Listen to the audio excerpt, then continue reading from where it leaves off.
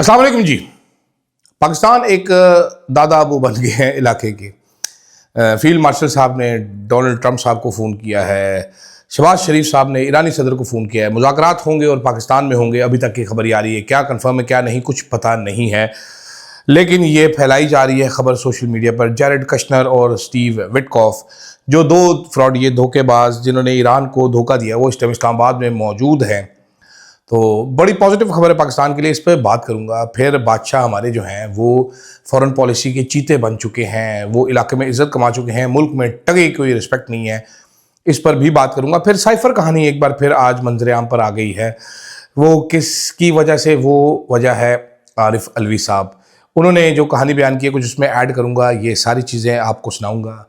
मैं हूं अदील राजा, आप देख रहे हैं मेरा यूट्यूब चैनल। सब्सक्राइब ज़रूर करना है, फीडबैक तो लाजमी देना ही देना है, और मेंबरशिप सुपर थैंक्स की ऑप्शन आपके पास है। पिछली वीडियो आपने देखी, बहुत अच्छे अच्छे कमेंट्स आए हुए थे, वो ज़रूर देखिएगा, उस पर मुझे कमेंट कीजिएगा। साथ साथ राजा स्क्वाड आपने सब्सक्राइब ज़रूर करना है। उनकी एक वीडियो मैं लिंक में डाल दूंगा, राजा स्क्वाड की लिंक में पिन होगी, डिस्क्रिप्शन में भी डाल दूंगा। कोशिश करूंगा आपको, अगर मेरे जानवर देखने का शौक़ है तो उसमें कुछ जानवर आपको, कुछ परिंदे नज़र आ रहे होंगे उसमें। वो वीडियो में शोर बहुत है लेकिन मज़ा आएगा आपको देखने का। If you want to meet Thakur and Basanti you should watch that video. उसमें ठाकुर के कुछ तमाशे भी आप देख सकेंगे, हम भी उसमें फीचर कर रहे हैं उस वीडियो में, तो वो ज़रूर देखिएगा। रोज़े मुक गए चोई साहब, तो हमने जितना मीठा खाना था हमने रोज़ों में और तली हुई चीज़ें खा ली हैं, वज़न 5 किलो बढ़ा लिया है। तो अब आप मेरी साथ साथ ट्रांसफॉर्मेशन भी देखेंगे, उस जर्नी पे भी आपको कोशिश करता हूँ लेके चलूँ, कैसे ट्रांसफॉर्म करना है अपने आप को। वज़न मैंने टारगेट रखा है 10 किलो लूज़ करने का, ठीक है, 2 महीनों के अंदर। अब होता है कि नहीं होता, ये कल से जो है काम शुरू हो जाएगा, दिनों दिनों में आपको पता चलेगा, इसको भी आपको साथ साथ बताते जाएंगे। खैर, जनाबे वाला फाइनेंशियल टाइम्स ने स्टोरी की है, उन्होंने कहा है जनाबे वाला हजूरे वाला हमारे जो प्यारे फील्ड मार्शल साहब हैं, उन्होंने बात की है, बातें कीतियाँ हैं ट्रंप साहब से, और अब मुज़ाकरात जो हैं वो पाकिस्तान में होंगे। किस इस तरह की खबर एक इज़राइल के सहाफ़ी हैं, उन्होंने कहा जी, एक इज़राइल के ऑफिशियल ने मुझे बताया है कि जी मीडिएटिंग कंट्रीज़ जो हैं वो इस्लामाबाद में एक मीटिंग जो है, जो ईरान के मोहम्मद बाकिर से स्पीकर जो है उनकी, और दूसरी साइड की मीटिंग करवाना चाह रहे हैं, जिसमें स्टीव विटकॉफ, जैरेड कश्नर और possibly vice president America JD Vance, ये तीनों होंगे। सच है कि झूठ है अभी मुझे नहीं पता, बाहर से रिपोर्टिंग आ रही है, पाकिस्तान की साइड से मुकम्मल खामोशी। हामिद मीर साहब ने इस पर अहम नुकता उठाया, उन्होंने कहा जी ट्रंप ने इससे पहले तुर्की, इजिप्ट और पाकिस्तान को गाज़ा पीस बोर्ड पर धोखा दे चुका है। अब उम्मीद करते हैं कि अब हमें धोखा नहीं देगा। अब धोखा क्या दिया उन्होंने वाज़िया नहीं किया मुझे, क्योंकि मेरा नहीं ख्याल कि धोखा दिया है। ईरानी एक ओहदेदार ने बताया कि ईरान और अमेरिका में मिस्र और तुर्की के ज़रिए पैगामात का तबादला हुआ, राब्ते कशीदगी कम करने के लिए नेक नीति की बुनियाद पर किए गए।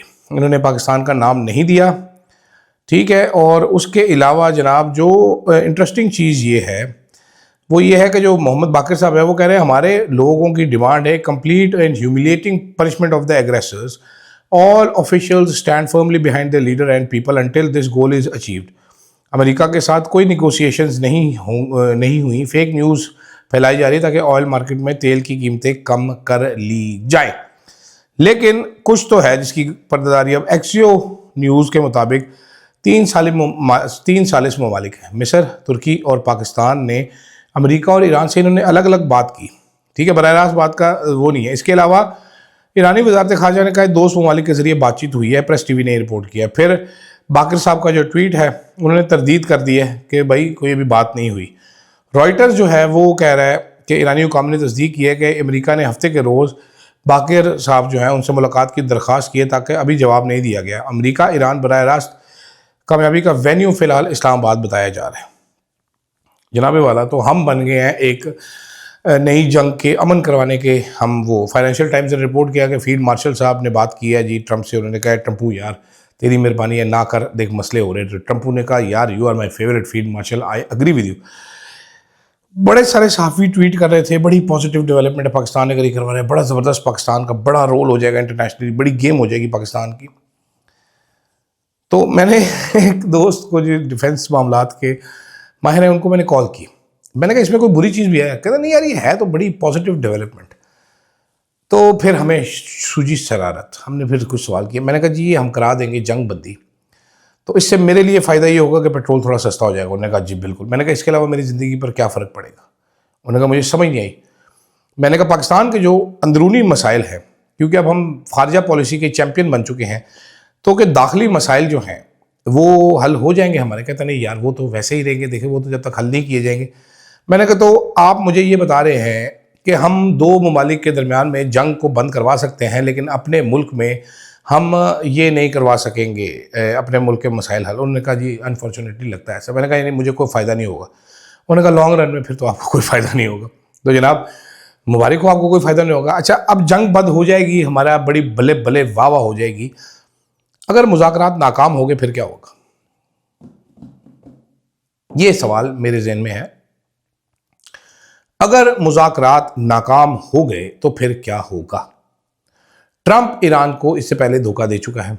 उस धोखाधही में जैरेड कश्नर और स्टीव विटकॉफ यही शामिल थे। यही जैरेड कश्नर और यही स्टीव विटकॉफ हैं जो हमारे फील्ड मार्शल की सीढ़ी हैं ट्रंप तक पहुंचने की। जब शुरू में हमने इन्हीं को चारा डाल के फंसाया था और वड्डी गाय फंसाई थी, हमने मज फंसाई थी।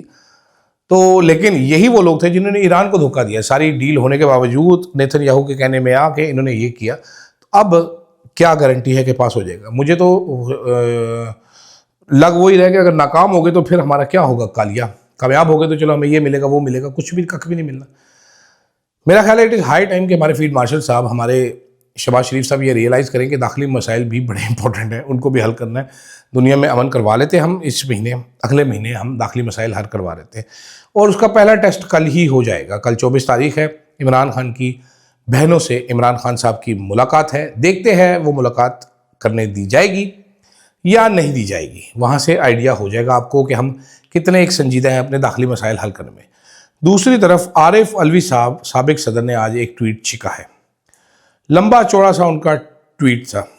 उन्होंने कहा है जी कि आज 23 मार्च है, 23 मार्च 2022 एक बड़ा ज़बरदस्त दिन था। मैं और इमरान खान साहब स्टेज पे बैठे हुए थे, पाकिस्तान डे की सेलिब्रेशंस हो रही थी। मेरी स्पीच होने से पहले इमरान खान साहब मेरी तरफ झुके और मुझे कहा डॉक्टर साहब मैंने एक ख़त साइफ़र देखा है जिसमें अमेरिका ने इस ख्वाहिश का इजहार दिया है, बल्कि धमकी दी है कि मेरी हुकूमत ख़त्म कर दी जाए और वोट ऑफ नो कॉन्फिडेंस अगर कामयाब हो जाए तो सब कुछ माफ़ कर दिया जाएगा।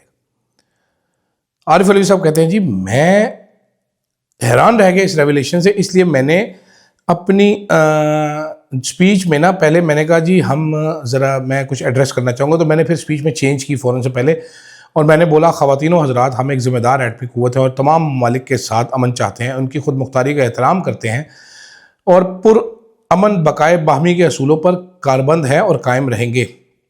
ताहम मैं ये बात वाज़ह करना चाहता हूँ, दुनिया को बताना चाहता हूँ और दुश्मन कान खोल कर सुन ले कि हम अपनी सलामती और ख़ुद मुख्तारी पर कभी समझौता नहीं करेंगे। इसके बाद रजीम चेंज ऑपरेशन हुआ, ट्रिगर हुआ, फैसिलिटेट किया। जनरल बाजवा ने खुल के लिखा पहली बार आरिफ अलवी साहब ने, और उसने पाकिस्तान के ऊपर, पाकिस्तान की डेमोक्रेसी, जुडिशरी और इकॉनमी के ऊपर जो डेवस्टेटिंग इम्पैक्ट डाला है और लोगों की जो सप्रेशन की है वो आपके सामने है। उन्होंने कहा जी मैं आपको ये भी याद करवाना चाहता हूँ कि हमने एक फिनोमिनल स्ट्रगल की है पाकिस्तान को कायद-ए-आज़म मोहम्मद अली जिन्ना का विजन के मुताबिक बनाने के लिए। जैसे कि उन्होंने अपने लेटर में लिखा था, corruption is a curse in India and amongst Muslim, specially the so called educated and intelligentsia. पूरा वो लिखा है। उसके बाद उन्होंने कहा है जी आगे उन्होंने बहुत सारी चीज़ें लिखी कि आप इस साइकोपैथ से होशियार हैं जो कि मिलिट्री इस्टेब्लिशमेंट और सुपर पावर्स को अपीज़ करते हैं इन वेज़ जिससे डिग्निटी भी एक मुल्क की ख़त्म हो जाती है। शहबाज शरीफ साहब के लिए उन्होंने लिखा है कि इस तरह चापलूसी करते हैं कि एक सॉवरेन नेशन की डिग्निटी ख़त्म हो जाती है। क्या ये लोग दावा कर सकते हैं कि वो मोहम्मद अली जिन्ना के विजन के फॉलोअर्स हैं? They make a great show off defending Jinnah house. अब ये एस्टेब्लिशमेंट के आसिम मुनीर साहब के बारे में लिख रहे हैं। Yet they have no qualms about barring the very ideals of Quaid-e-Azam, the architect of historic 23 March 1940 resolution. यानी कि ये बड़े दावे करते हैं कि हम जिन्ना हाउस के डिफेंडर्स हैं, लेकिन ये कायद-ए-आज़म के आइडियाज़ को दफन करते हैं। Struggle continues but the best man equipped to lead is the one who has consistently stood for sovereignty, dignity and the people is behind bars for the last 3 years। बड़ा खूबसूरत ये ट्वीट था, मैंने कहा ये ज़रूर आपको पढ़ के सुनाना चाहिए। साइफर से मुतल्लिक बहुत सारी चीज़ें हैं। जिस टाइम ये हो रहा था उस टाइम बहुत सारे लोगों को पता था साइफ़र आया हुआ है। मैं उन चंद लोगों में साथ जिनको मालूम था, जिनको कुछ चीज़ें भी मालूम थी साइफ़र के मुतल्लिक, क्या है क्या नहीं है, बातें हो रही थी, चहमगोइयाँ हो रही थी। इमरान खान को बाजवा ने किस किस तरीके से धोखा दिया, इस पे पूरी एक किताब लिखी जा सकती है।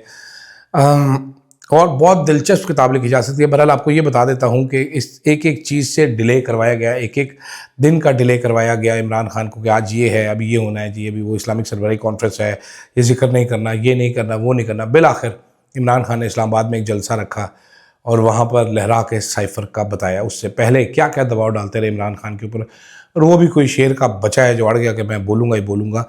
और मैं आपको यहाँ पर आज ये भी कंफर्म कर सकता हूँ कि बाजवा था वो जो इमरान खान को जिसने धमकी लगाई थी कि आपके ऊपर ऑफिशियल सीक्रेट एक्ट के तहत गद्दारी का, म्यूटिनी का, सेडिशन का केस हो जाएगा अगर आपने साइफ़र के बारे में कौम को बताया।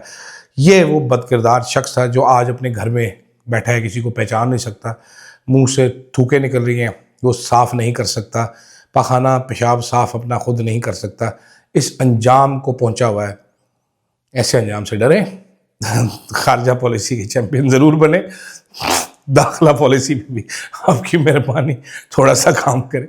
मैं अब जा रहा हूँ, रज के ज़र्दा खाऊंगा मलाई डाल के, साथ बर्फ़ी है मेरे पास पड़ी हुई, उसको मैं ज़र्दे के ऊपर रखूँगा, माइक्रो में पिघलाऊँगा और खोए वाला ज़र्दा बन जाएगा।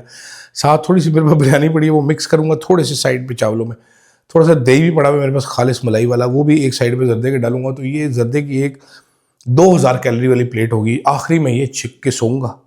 सुबह से जो बड़ा पेट मैंने किया हुआ है ये ऐसे ऐसे जाना है। आप देखें ज़रा महीने में आप मेरी ट्रांसफॉर्मेशन, और मेहरबानी करो यार, साढ़े होते रहम करो। इजाज़त दीजिएगा जनाब, अल्लाह हाफ़िज़।